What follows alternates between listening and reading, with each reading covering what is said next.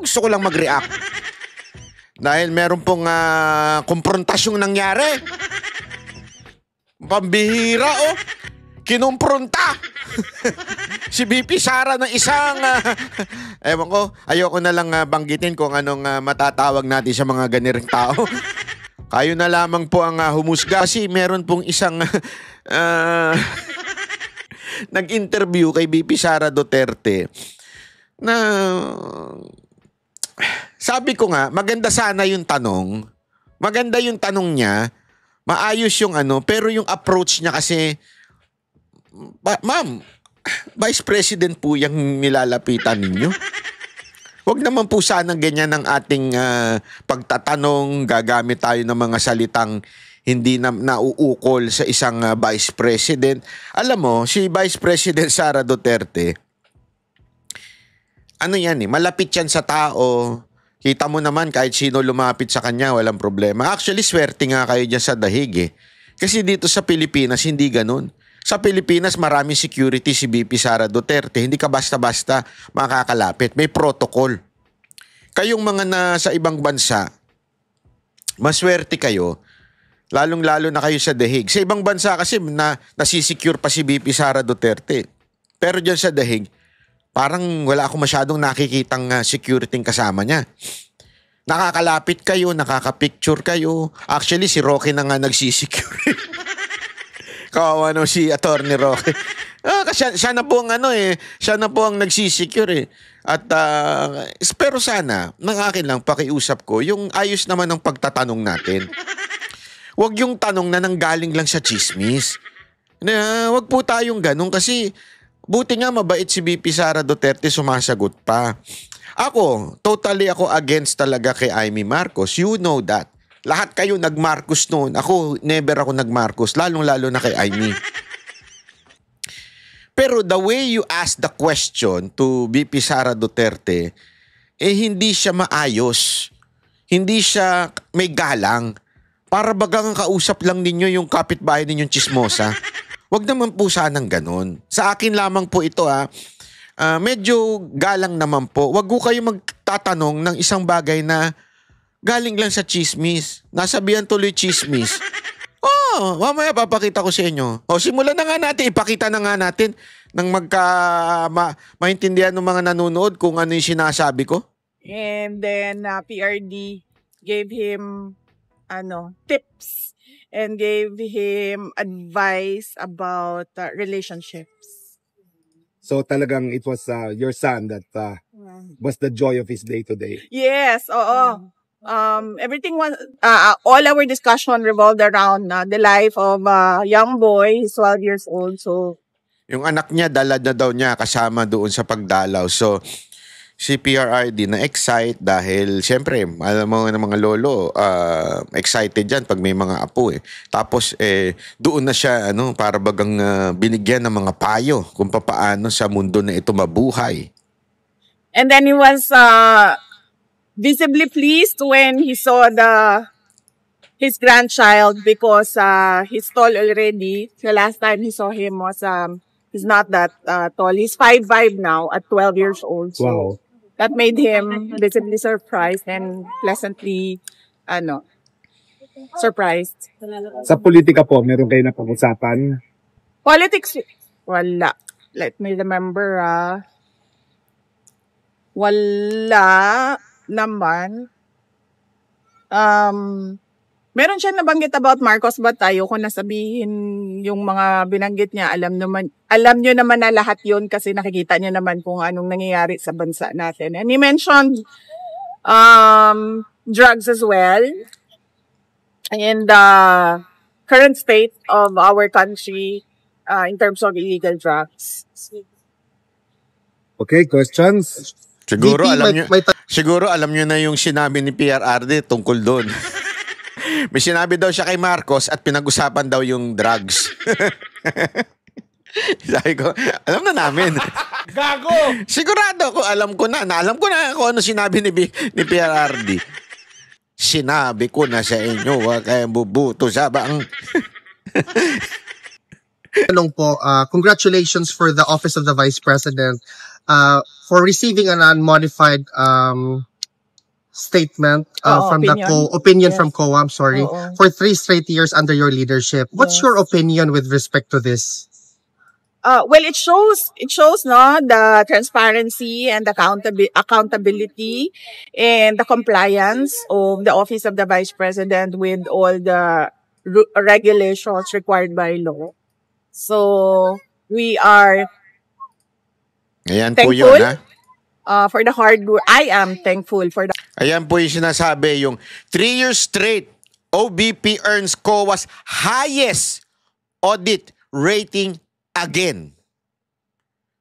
So, alam mo, dito pa lang, sabi ko, wala na talagang buhay itong impeachment.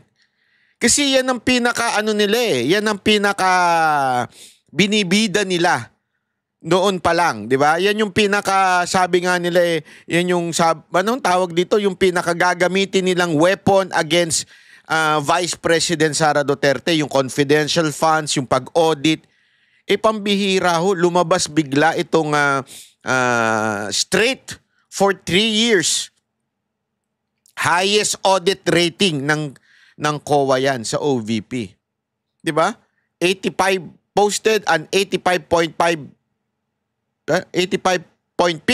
budget utilization rate under 2024. Ibig sabihin, nagamit ng tama. Nagamit ng tama 85.5. Ewan ko nga, baka mas mataas pa to sa ibang mga opisina sa gobyerno. Ano kaya dun sa Office of the President? Diba? Ano sa tingin ninyo? Malalaman natin yan, ha? Titignan natin sa mga susunod na araw yan. hard work of Office of the Vice President personnel. BP, how was your Tingnan trip mo, ha? in, Ang ganda ng sagot ni Vice President, ha? Salamat doon sa mga hardworking na tao sa Office of the Vice President. Ang sarap manilbihan siguro dito kay Vice President, ano? Hindi yung credit grabber. Tsaka lagi siyang thankful sa mga kasamahan niya, thankful pagka hindi, ang sarap ng ganyang amo eh. Kasi may mga amo na inaangkin lahat ng tagumpay ng buong kumpanya. Siya hindi eh. South Korea? Could you tell us about your trip? I did not go to South Korea, ma'am. Malaysia. Australia. Malaysia. But you answered a lot of questions about Australia already. Oo. Yes, ma'am. Opo. But are you planning to visit other countries? Yes, ma'am. There is a Filipino community event already confirmed on July 27 in South Korea. Opo. Oh yeah, that's the one. So Oo. ano pong gagawin doon? Just a community event? Or... It's a Filipino community program. They organized it and we were invited as speakers. Yes. Does it We- mean sorry, go ahead. Yes, we confirmed on the schedule because I wanted to thank the Ayan, Filipino community as well in South Korea. Personally, thank them. Hindi mo siya natanong Actually, natanong ma'am kung kung nasaan siya, pwede, kaibigan ka. nasaan siya. Hindi ko siya natanong nun, ma'am. Bakit hindi siya doon sa Villamor Airways kung tapat siya sa iyo, tapat siya sa mga Duterte? Kasi nakipag-ariglo siya sa iyo, naging kaibigan mo na ngayon. Ma'am, Tapos wala siya sa Villamor Airways. Sagutin mo hindi siya. naman ako, hindi ako spokesperson ni Senator Amy Marcos. Pero, Hindi ako spokesperson niya, ba't wala siya? Yan yung sinasabi ko eh. Di ba? Ayan eh. Tapos tuloy, ayan, bigla may hirit pa tuloy si BP. in fairness to her, ang dami nang wala doon sa Villamor Air Base, ma'am. Ang dami talaga na nagsasabi na para kay President Duterte sila at sumusuporta sila kay President Duterte pero wala sila doon sa Villamor Air Base at all. Pero ang girlfriend, Okay, nakapunta. tama na. Next question. Girlfriend. Pero ang girlfriend, alam mo talagang bata to nung chismosang vlogger eh. Dito mo malalaman mo talaga kung kanino siya nanonood na vlog eh. Ako po, may payo po ako sa inyo, itigil nyo na po yung kapapanood nyo sa mga vlogger na walang kwenta, walang utak at higit sa lahat chismosa lang. Dito po kayo makinig sa Banateros, ha? Yung may sense po. Ma-entertain naman po kayo dito, madam. Maniwala po kayo. Stay here and you would be entertained and we will love you. At the same time, may mapupulot kayong aral. May mapupulot kayong mga sense. Hindi yung mag-iimbento lang, gagawa lang ng chismis, kukuha lang ng kung ano-ano, tapos may pasabog siya. For the views Alam mo, yan tao na yan. Ito, gayon ko lang sasabihin sa inyo ito ha. Pag may magagandang topic na hindi siya kasali, okay? Tapos dinidiscuss na ng lahat ng mga vloggers. Okay? Maganda na yung takbuhin ng discussion about that. We do not coordinate with one another. Okay? Ito ay para lang sa kaalaman nyo. Kaming Banateros, we do not coordinate with anyone kung sino yung dapat pag-usapan at ano yung pag-uusapan. No. Kung ano yung nakikita naming mahalaga. Okay? Kung ano yung nakikita naming may na-observe kami. I-discuss namin whether okay o maging patok siya o hindi. Kasi nga, we think kailangan may paliwanag. Okay? And nakikita namin, nagtitrend, bla bla bla, bla bla bla, ganyan-ganyan. Tapos, napapansin namin po ito. Napapansin namin, every time na may ganun ng trending, biglang etong luka-luka, biglang may papasabuging kuno na issue. May pasasabuging issue kuno para lang ma-divert yung pinag-uusapang topic ng halos lahat na ng mga Duterte vlogger, yun ang pinag-uusapan. Ewan ko kung hindi niya kayang pag-usapan yon dahil mahina nga ang utak niya, hindi niya kaya mag-analyze Ang alam lang niya, gumawa ng chismis, magpasabog. Yan ang lagi niyang Tapos gagawa siya ng chismis na hindi ko alam kung saan nanggaling dahil do sa puting ahas, yung mga ganyan-ganyan niya, inventong kung ano-ano. Hindi ko alam kung yun ay mahina ang utak niya o pangalawa, dinadivert niya doon sa real topics. I do not know. Sir. Next question. Tingnan mo ito, girlfriend naman. Chismis. Sino ang girlfriend, Next ma'am? question. Chismis yan. Kaya ka tuloy.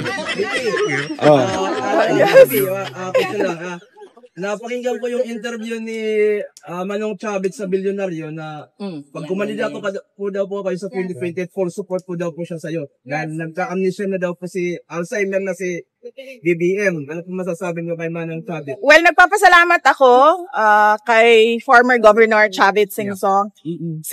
In fact, tumatawag siya sa akin twice bago yan lumabas ang interview. Tumawag siya sa akin. Twice ko din hindi nakatanggap yung call niya, na miss call lang siya. Tapos nung nag-message naman ako sa kanya na tatawag ako, hindi na siya nakasagot, baka busy din kasi.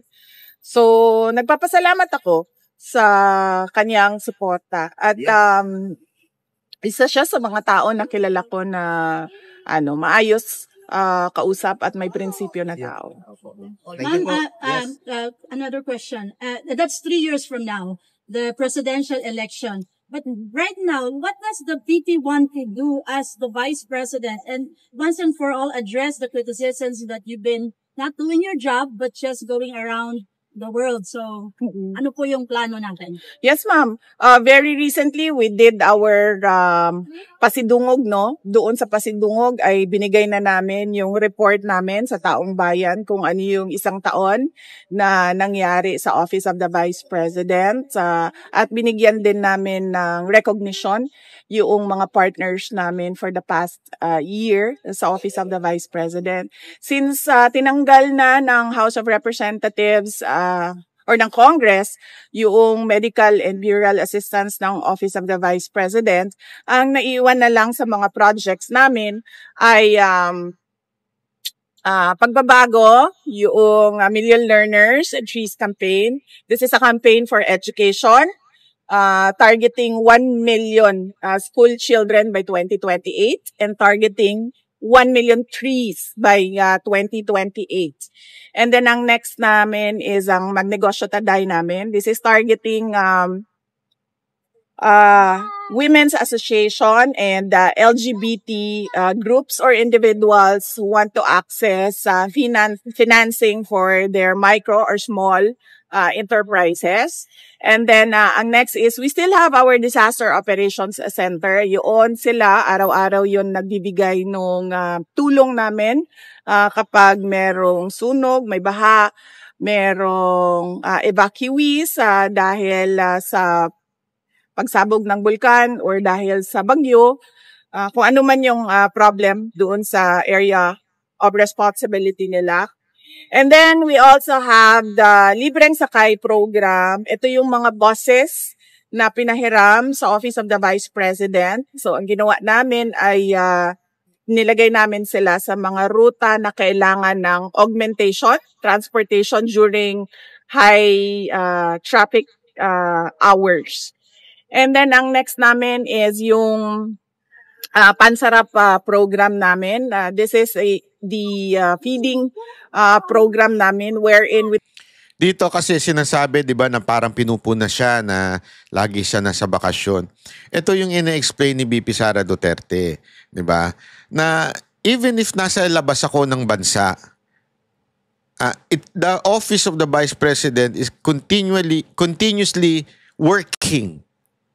Hindi nagtumitigil porket wala ako. Iyon, you have to understand, yan ang tinatawag na sa kumpanya na hindi mo kailangan i-micromanage. Yung lahat na lang, ikaw, pag wala ikaw, walang gagalaw. Hindi, that is not a good leader.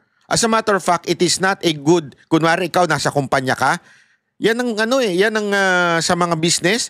Pag ang business nakasalalay sa may-ari, patay ang business. I understand na it has to be tawag dito, hands-on ang may-ari, di ba? Tama 'yon. Pero kung nakasalalay lang dun sa may-ari at pag absent ng may-ari, pag may sakit na yung may-ari, hindi nagfa-function ng tama ang isang negosyo, ibig sabihin may problema ka.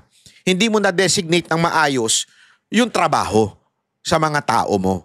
So, may problema yung ganyan. You understand what I mean? So, importante kasi na kailangan multiplier ka. Ang ibig sabihin ng multiplier, sa negosyo, multiplier ka, the business can work without you.